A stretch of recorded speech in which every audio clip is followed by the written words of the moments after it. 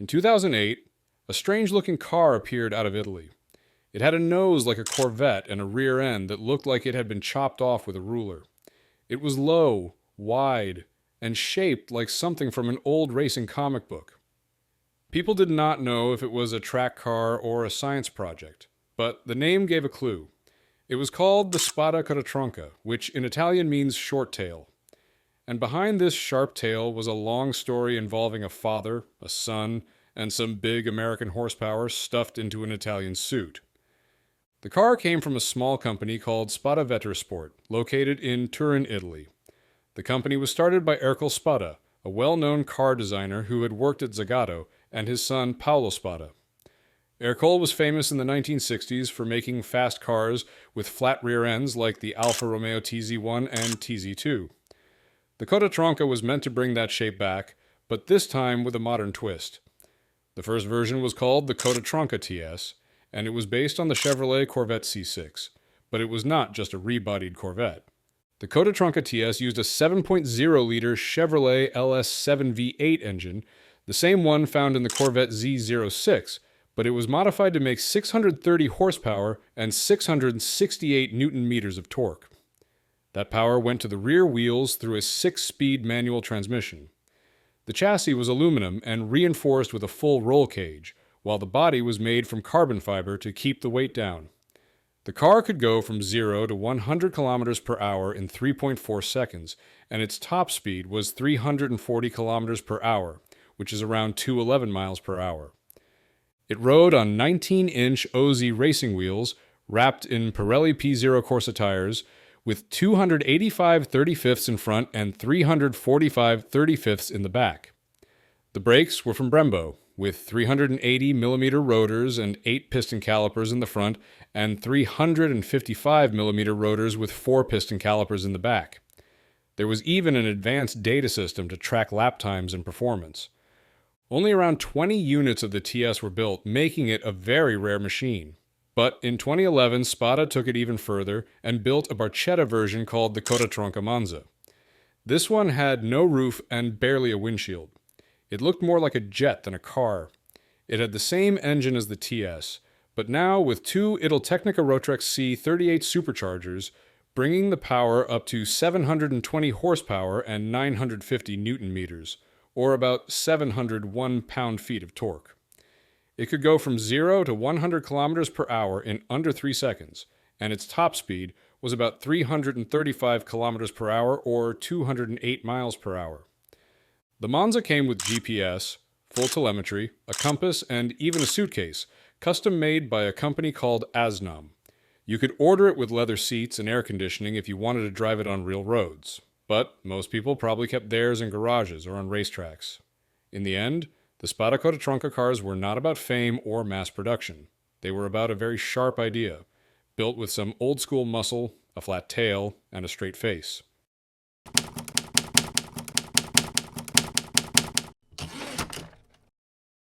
In the late 1970s, something odd began rolling out of a factory in France. It looked like a tough off-road vehicle, had plastic body panels, and carried a roof rack like it was ready for a mountain adventure. But the wheels only powered the front, and it had no four-wheel drive. This car wasn't built for the wild, it was built to look like it was. It was called the Talbot-Matra Rancho, and its story is much stranger than it first appears. The Rancho was born in 1977, built by a company called Matra working with Simca, under the parent company Chrysler Europe. Matra had been building sports cars and even race cars before this, but the goal now was different. They wanted something that looked adventurous, but was cheap to build and sell. So they took the Simca 1100 pickup platform and added a fake off-road body. This included fiberglass panels, black plastic cladding, and a tall roof. It worked. The Rancho gave off the look of an outdoor utility vehicle, even if it could not actually go far off-road. The engine came from the Simca 1100 Ti model. It was a 1.4-liter 4-cylinder engine known as the Poissy engine, named after the factory in Poissy, France. It made around 80 horsepower at 5,600 revolutions per minute. The transmission was a 4-speed manual. The Rancho was front-wheel drive only. No four-wheel drive, not even as an option. Still, it had a higher ride height and looked ready for dirt roads. The total weight was about 2,490 pounds, and it had a top speed of around 91 miles per hour, which is about 147 kilometers per hour. The Rancho had several versions. The base model was simple and had basic trim. Then came the Rancho X, which had alloy wheels, tinted glass, and better paint. The Grand Raid was the fake Explorer version. It had a winch, roof spare wheel, and more trim for rough terrain. There was even a weird open version called the Decouvrable, with roll-down rear panels. Matra also made a van version with no rear seats called the Rancho AS, which qualified as a commercial vehicle in France to avoid taxes. In 1980, after Peugeot bought Chrysler's European division, the brand name changed from Simca Matra to Talbot-Matra. That is why some early Ranchos have Simca badges and others have Talbot ones. Almost 58,000 Ranchos were built between 1977 and 1984. It was not a small number, but rust problems began to show up early. Even though the rear body was fiberglass, the frame underneath was steel and often rusted badly. Many Ranchos were scrapped early. Still, the Rancho left a mark. Matra took ideas from it to build the Renault Espace, the first true European minivan. In a strange way, this fake off-roader helped start the era of family vans. That might not have been the dream Matra had in mind, but it worked out. Maybe pretending to be something you're not is not always such a bad plan, at least if you have roof rails and plastic fenders.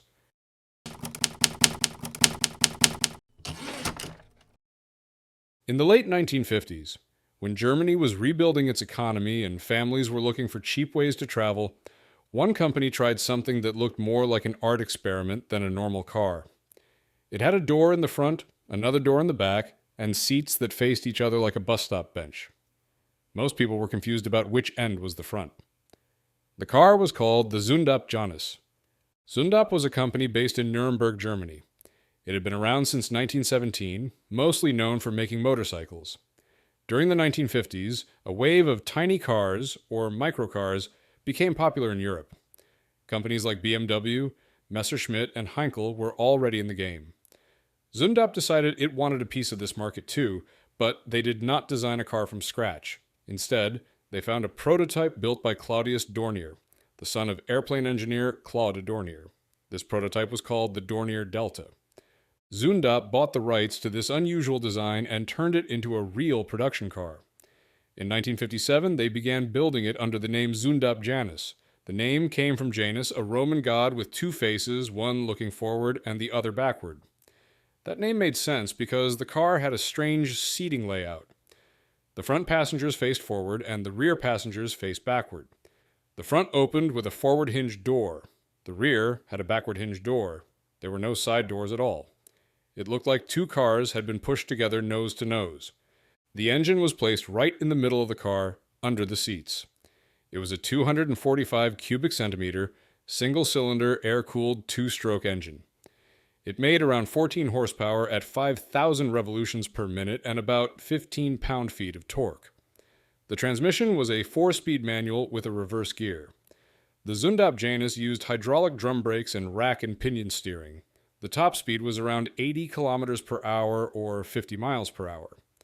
The car had a weight of about 925 pounds and a wheelbase of around 71 inches.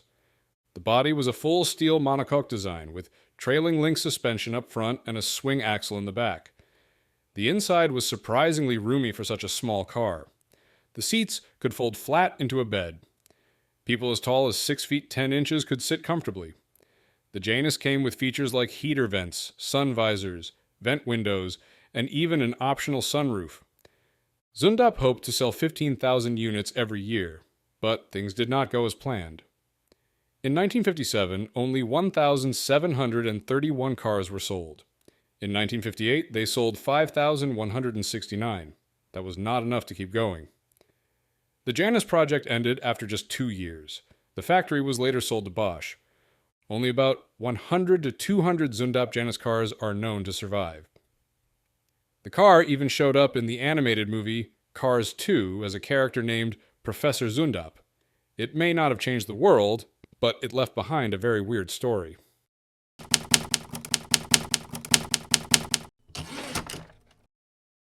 In the early 1970s, if you walked into a car show expecting shiny muscle cars and chrome, you might have stopped and stared at something that looked more like a toaster on wheels.